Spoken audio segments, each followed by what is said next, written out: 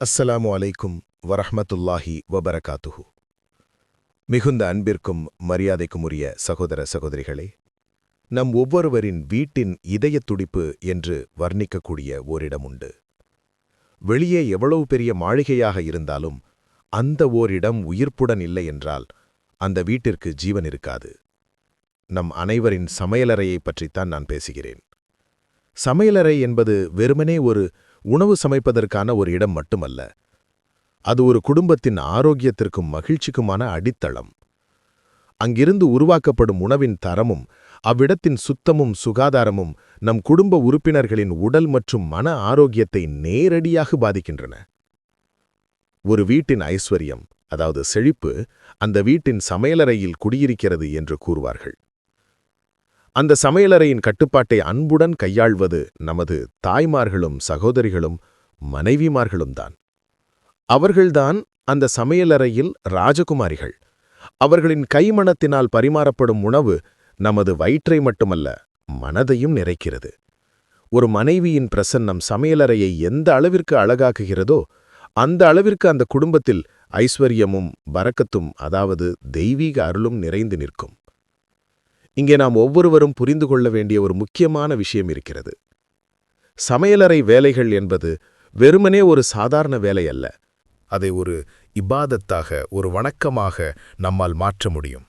அது எங்கனே என்று கேட்கிறீர்களா?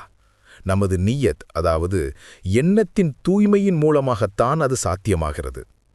என் கணவருக்காக, என் பிள்ளைகளுக்காக, வீட்டிற்கு வரும் விருந்தினர்களுக்காக நான் அன்புடன் உணவு சமைக்கிறேன் என்று ஒரு பெண் மனதில் எண்ணும்போது அந்தச் செயலுக்கு அல்லாஹு பெரிய நற்கூலியை வழங்குகிறான். அந்த நல்ல எண்ணம், அந்த நல்ல நீயத் அல்லாஹுவின் ரஹ்மத்தையும் கருணையையும் பரக்கத்தையும் நமது வாழ்க்கையை நோக்கி ஈர்க்க காரணமாக அமைகிறது. பரக்கத் என்று கூறும்போது மாபெரும் அபூபக்கர் சித்திக் ரலியல்லாஹு அன்ஹு அவர்களின் வாழ்க்கையில் நடந்த ஒரு சம்பவம் நினைவுக்கு வருகிறது. ஒருமுறை வீட்டிற்கு சில விருந்தினர்கள் வந்தார்கள். மிக குறைந்த அளவிலேயே அன்று வீட்டில் பால் இருந்தது. ஆனாலும் வந்த விருந்தினர்களை அன்புடன் உபசரிக்க வேண்டும் என்ற உண்மையான நீயத்துடன் அந்த பாலை கொடுத்தபோது அல்லாஹ் அதில் பரக்கத் சொரியோஃப் பொழியச் செய்தான். வந்த விருந்தினர்கள் அனைவருக்கும் வயிறு நிறைய குடித்த பின்னரும் அந்த பால் மீதமிருந்தது. பாருங்கள், இதுதான் நீயத்தின் சக்தி. நமது நோக்கம் எந்த அளவிற்கு தூய்மையானதோ அந்த அளவிற்கு அல்லாஹ் நமது செயல்பாடுகளில் அருளை பொழிகிறான். ஆகையால் நமது சகோதரிகள் சமையல் அறைக்குள் நுழையும்போது இது ஒரு பாரமான வேலை என்று கருதாமல், என் குடும்பத்திற்கு உணவளிப்பது எனக்கான புண்ணியம் என்று கருதுங்கள். நீங்கள் சமைக்கும் ஒவ்வொரு பருக்கைச் சோற்றிலும் அல்லாஹ் பரக்கத்தை நிறைப்பான். ஒரு முஸ்லிமின் வாழ்க்கையில் சுத்தத்திற்கு பெரிய முக்கியத்துவம் உண்டு. நமது சமையலறையின் விஷயத்திலும் இந்த சுத்தத்தை நாம் கடைபிடிக்க வேண்டும். சமையலறையை எப்போதுமே சுத்தமாகவும் நேர்த்தியாகவும் பராமரியுங்கள். பாத்திரங்களையும் மற்ற உபகரணங்களையும் பயன்படுத்திய பின் கழுவி அவற்றின் இடத்தில் வையுங்கள். இது பார்ப்பதற்கும் ஒரு அழகாக இருக்கும், நமது வேலைகளை எளிதாக்கவும் உதவும். அதுபோலவே சமைக்கும்போது நாம் மிகவும் கவனமாக இருக்க வேண்டும். நெருப்பும் கூர்மையான கத்திகளும் பயன்படுத்தும் ஓர் இடம்தான் சமையலறை. ஒரு கனநேர கவனக்குறைவு பெரிய விபத்துகளுக்கு காரணமாகிவிடலாம். இந்த பௌதீக அல்லது உலகியல் விஷயங்களுக்கு அப்பால் சில ஆன்மீக விஷயங்களையும் கவனிப்பது நமது சமையலறையை மேலும் அருள்பாலிக்கப்பட்டதாக மாற்றும். சமைப்பதற்கு முன்பு வுலு, அதாவது உடல் தூய்மை செய்து கொள்வது மிகவும் நல்ல காரியம். உடல் சுத்தத்துடன் கூட உள்ரீதியான ஒரு புத்துணர்ச்சியையும் அளிக்க அது உதவும். அதுபோலவே அடுப்பில் நெருப்பை பற்ற வைப்பதற்கு முன்பு அஊது பில்லாஹி மினஷ் ஷைத்தானிர் ரஜீம் என்று ஓதுவது ஷைத்தானின் அனைத்து விதமான தீங்குகளிலிருந்தும் நமது சமையலறையையும் உணவையும் பாதுகாக்க காரணமாக அமையும்.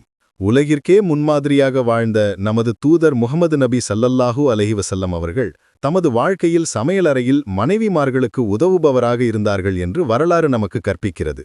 உம்முல் முஃமினீன் ஆயிஷா ரலியல்லாஹு அன்ஹா அவர்கள் கூறுகிறார்கள், நபி ஸல்லல்லாஹு அலைஹி வஸல்லம் அவர்கள் வீட்டாரின் வேலைகளில் உதவுபவராக இருந்தார்கள். சமையலறையில் உள்ள பாத்திரங்களை கழுவுவதற்கும் பொருட்களை உரிய இடத்தில் வைப்பதற்கும் வீட்டை சுத்தம் செய்வதிலும் கூட அன்னார் பங்காளியாக இருந்தார்கள். எவ்வளவு பெரிய முன்மாதிரியை அன்னார் நமக்கு காட்டித் தந்திருக்கிறார்கள்! இதிலிருந்து கணவன்மார்களுக்கும் ஒரு பெரிய பாடம் இருக்கிறது. மனைவியின் மனதிற்கு மகிழ்ச்சியளிக்கும் விதத்தில் வசதிகளுள்ள ஒரு சமையலறையை அமைத்துக் கொடுக்க வேண்டியது கணவனின் கடமையாகும். வேலை முடிந்து வீட்டிற்கு வந்தால் இடையிடையே சமையலறைக்குச் சென்று மனைவிக்கு உதவுவதும் அவ்விடத்தின் சுத்தத்தையும் ஏற்பாடுகளையும் கவனிப்பதும் அவர்களுக்கு பெரியதொரு மகிழ்ச்சியையும் ஆறுதலையும் அளிக்கும். அது உங்களுக்கிடையேயான அன்பையும் இணக்கத்தையும் அதிகரிக்கும். அன்பு சகோதரிகளே, உங்கள் சமையலறையை நீங்கள் ஒரு சுவர்க்கமாக மாற்றுங்கள். நல்ல எண்ணத்துடன் அன்புடன் அங்கே செய்யும் ஒவ்வொரு வேளையும் உங்களை அல்லாஹ்வின் சுவர்க்கத்திற்கு அருகில் கொண்டு சேர்க்கும். கணவனுக்கும் குடும்பத்திற்கும் வீட்டிற்கு வரும் விருந்தினர்களுக்கும் உணவு சமைத்துக் கொடுப்பது அல்லாஹ்விடம் பெரிய நற்கூலி உள்ள காரியமாகும். உங்கள் உழைப்பை அல்லாஹ் வீணாக்க மாட்டான். உங்கள் கைகளால் தயாரிக்கப்படும் உணவு ஒரு தலைமுறையின் ஆரத்தியமாகவும் சக்தியாகவும் மாறுகிறது. அந்த பெரிய பொறுப்பை மிக அழகாக நிறைவேற்ற சர்வ வல்லமை உள்ள அல்லாஹ் நம் அனைவரையும் ஆசீர்வதிப்பானாக. ஆமீன். வ ஆஹிரு தாவானா அனில் ஹம்துலில்லாஹி ரபில் ஆலமீன். அஸ்ஸலாமு அலைக்கும் வரஹ்மத்துல்லாஹி வபரகாத்துஹு.